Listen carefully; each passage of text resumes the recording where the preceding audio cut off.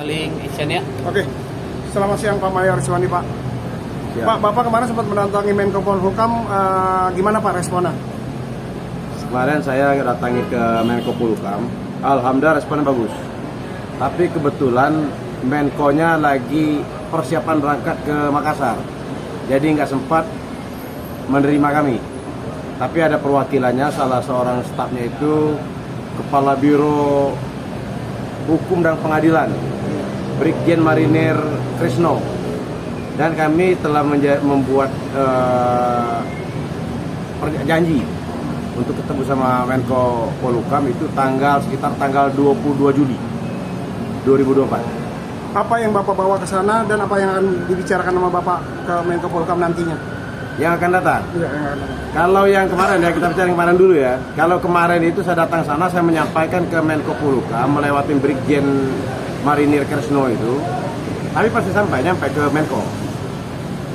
Saya menyampaikan karena pada sidang pertama ya, pra peradilan kemarin tanggal 24 Juni, pihak Polda Jawa Barat tidak hadir tanpa ada alasan. Dan menjadi pertanyaan bagi masyarakat. Ada masyarakat mengatakan, sebagian masyarakat mengatakan ini pelecehan terhadap pengadilan. Sebab sudah dipanggil secara patut oleh pengadilan. Yang kedua, kalau menurut kami karena tidak siapan. Walaupun sebenarnya dari kepala bidang humas ya kan, waktu itu hari Minggu mengatakan kalau mereka sudah siap. Tapi kemarin saya mendengar dapat ada informasi dikatakan kalau pihak Polda kemarin itu dia nggak hadir karena ada kesibukan lain. Sebenarnya apa yang disampaikan hari Minggu sama hari kemarin itu pertentangan. Dia mengatakan sudah siap, tapi tidak siap, tapi tidak ada masalah bagi kami. Nah, untuk tanggal 22 Juli nanti saya akan datang ke Menko Polhukam. Saya akan menyampaikan kepada Menko Polhukam, saya meminta agar Menko Polhukam menyampaikan kepada Presiden agar dibentuk tim pencari fakta. Karena saya lihat ini masih tetap liar bola ini, kasus ini. Karena masih tetap liar. Dari kemarin ada disampaikan oleh Kepala Divisi Humas Mabes Polri mengatakan kalau Ibtu Rudiana itu tidak bersalah. Padahal setelah kita membaca, orang awam aja bukan orang hukum melihat dari putusan pengadilan jelas salah. Nah, seperti inilah kami minta, ada apa sih terhadap perkara ini? Ayo kita buka sama-sama. Ini yang keinginan dari kami. Kami menghimbau agar Presiden membuat tim pencari fakta yang independen. Tanggapan Menko Polhukam sendiri Bang, ketika Abang sampai di sana Bang, tanggapannya seperti apa Bang? Alhamdulillah sangat respon. Memang karena beliau kemarin sibuk, sekarang beliau lagi sibuk sekali. Bisanya beliau itu untuk menerima kami sekitar tanggal 22 sampai tanggal 26. Itu pun sudah kami janjikan. Kalau enggak, penuh lagi waktunya. Oke, Bang. Untuk klien Abang, Peggy itu sekarang keadaannya seperti apa Bang? Kan sampai saat ini kan udah lama nih kita belum tahu update kabar terbaru dari Peggy. Kalau kemarin-kemarin saya sehat aja. Tapi Peggy, mungkin udah pernah saya sampaikan ke media lain, Peggy pernah menyampaikan kepada kami.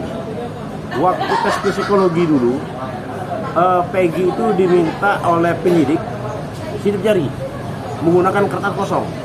Ada 4 kertas kosong. Waktu itu tim kami bertanya, karena tanpa melibatkan dari pengacara, ini untuk apa? Tapi dari penyidik sendiri mengelak. Nah, ini ada apa? Ini sebenarnya perkara ini mau terbuka yang disampaikan apa yang diperintahkan oleh Presiden atau mau kita main kucing-kucingan? Itu aja pada intinya.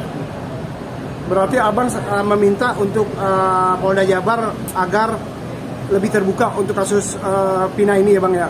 Oh iya, sangat harus terbuka. Sebenarnya permasalahan ini nggak begitu berat kok.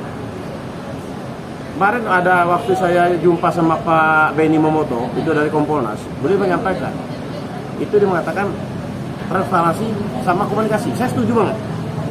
Kalau pihak Polda itu sama kami kan sebagai penasihat hukum, transparansi sama komunikasi. Tidak ada masalah kok, tidak ada masalah yang terlalu ini kok, rumit tidak ada kok. Jangan sampai ada timbul kecurigaan. Dan masyarakat ini mengendaki ini harus benar-benar terbuka. Itu yang sana. Abang menduga ini ada kaitannya dengan ini nggak sih bang, oknum pihak kepolisian gitu yang artinya di situ ada apa namanya melibatkan mungkin petinggi-petingginya bang untuk adil dalam kasus ini gitu bang, sehingga kasus ini terasa kayaknya agak berlibat gitu bang, bisa dibilang seperti itu gitu, dan sampai sidang pun diundur gitu. Ini ada kaitannya nggak sih bang? Oh, kalau situ menduga seperti itu ya bisa jadi, bisa tidak.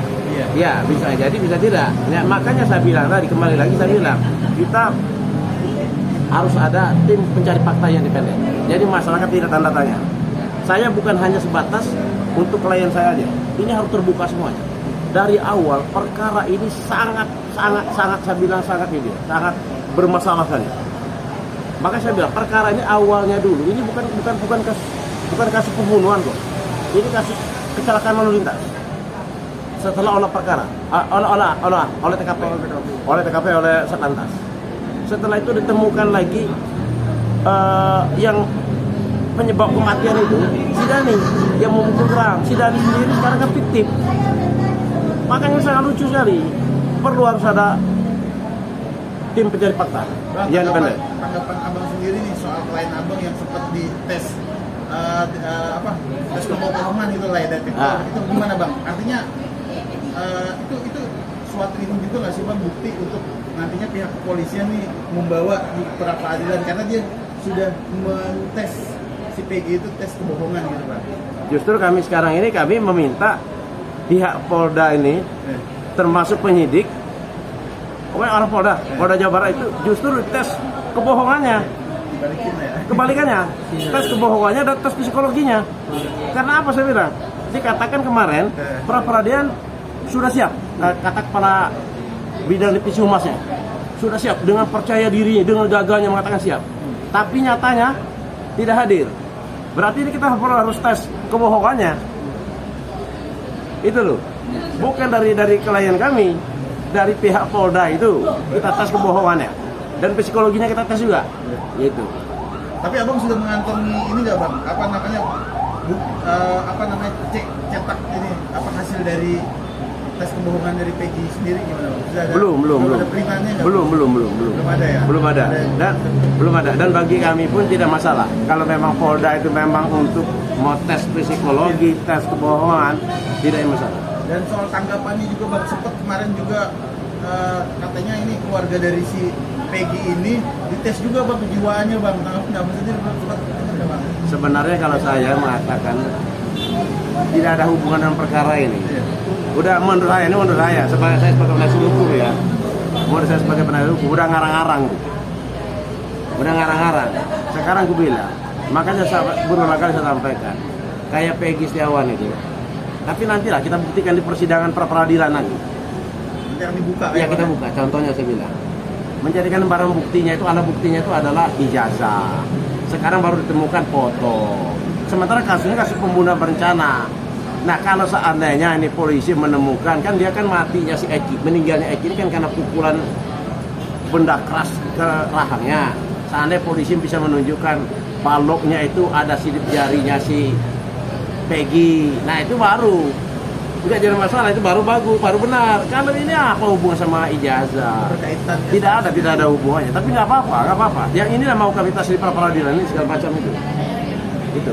Bang, menanggapi kemarin Kang Deddy membawa para korban ke Mabes Polri bang untuk kasus Peggy ini sendiri, gimana bang menanggapinya bang?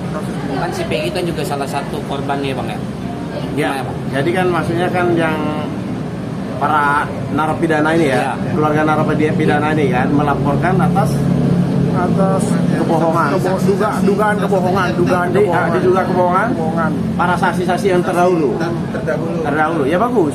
Kalau memang ini nanti sudah terbukti, nanti kan lebih menguntungkan daripada klien kami. Walaupun tanpa itu pun klien kami jelas kami sudah punya senjata yang lain. Tapi tambah itu lebih bagus lagi. Alhamdulillah kan gitu. Bang, melihat Peggy kan sebagai tulang punggung keluarga bang ya, kan saat ini kan dia ada di dalam penjara bang tuh, keluarganya itu gimana bang untuk membutuhkan kebutuhannya bang? Ya sekarang ini dari saudara juga saling bantu membantu. Ya ini makanya sebenarnya kasihan. Saya sebenarnya udah dari awal saya mengatakan ini memang bukan Peggy Setiawan yang membunuh. Kalau memang dia membunuh kan 10 tahun yang lalu, kenapa nggak ditangkap sama polisi? Polisi pun sudah pernah datang ke rumahnya Peggy Setiawan. Sudah pernah datang loh ke rumah Peggy Setiawan setelah kejadian. Ibunya ngasih tahu kalau Peggy Setiawan adanya di Bandung. Nah pas viral seperti ini tangkap Peggy Setiawan. Jangan sampai, maksud saya ini kita jangan sampai terjadi mentang-mentang orang lemah, orang yang nggak punya, orang miskin menjadi dikorbankan. Jangan sampai ya, jangan sampai. Nah seperti ini kasihan kalau memang benar-benar terjadi ya. Kasihan ini hukum kita di negara kita ini. Cuman modal ada nanti kasus pembunuhan ya. Ada kasus pembunuhan karena ini yang seperti sampean bilang tadi melibatkan mungkin pejabat atau segala macam. Dikorbankanlah orang miskin. Dicari ijazahnya. Dicari itu saksi yang bisa dikendalikan. Nah, ini kan bahaya kalau memang seperti ini. Makanya intinya tidak ada jalan lain, saya bilang buat tim pencari fakta yang independen. Artinya dengan adanya pra peradilan ini abang optimis akan status tersangkanya si Peggy ini akan dicabut gitu ya bang? Dengan adanya pra peradilan. Saya sebagai penasihat hukum ya, saya penasihat hukum, saya ngelihat dari fakta hukum yang ada, saya 99%. Nah, 1% milik Allah. Tapi saya nggak berani mengatakan 100%. Tapi ngelihat dari fakta hukum ya. Tapi semuanya nanti kita lihat di pengadilan. Kita tidak tahu di persidangan ini. Itu loh. Tapi ngelihat dari fakta hukum, menurut analisa saya sebagai penasihat hukum, saya optimis. Kalaupun terjelek betul ya, pra peradilan kita ditolak, kita hantam di persidangan nanti pokok perkara. Saya tetap optimis, kebenaran itu tetap ada. Bang, ini berandai-andai bang, jika nanti dalam pra peradilan itu Peggy statusnya dimenangkan sama Peggy, statusnya dicopot gitu, ya, menjadi tersangka, itu nanti akan ada ini nggak bang, tuntutan hukum dari pihak abang sebagai kuasa hukum untuk menuntut balik pihak kepolisian. Artinya kan ini kan karena ini melanggar HAM ya, hak asasi manusia. Iya, paham pertanyaan itu. Kalau seandainya kan Peggy Setiawan ini kita dimenangkan di peradilan, tidak ada bukti, kita akan menggugat polisi gitu. Kemungkinan tidak. Ya, polisi pun kan karena dia berdasarkan fakta menurut keyakinan dia kan ada. Karena makanya keyakinan polisi sama keyakinan kami inilah yang kita adu di pra peradilan. Kalau seandainya kami dimenangkan ya sudah, enggak juga kita menggugat polisi harus ganti rugi, tidak.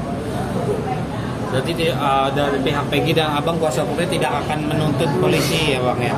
Jadi enggak. Mungkin minta kerugian apa, imaterial atau apa? Enggak, saya rasa apa minta diperbaiki nama baiknya Peggy. Oh ya, kalau yang itu ya. Tapi maksudnya kalau kita mau meminta ganti rugi karena dia tahan lama ini mungkin tidak. Berarti abang hanya cuma minta dipulihkan nama baiknya Peggy ya? Gimana bang? Ya, seperti itu. Diberi namakan si Peggy. Memulihkan nama baiknya Peggy. Ya. Siap. Kasih bang ya.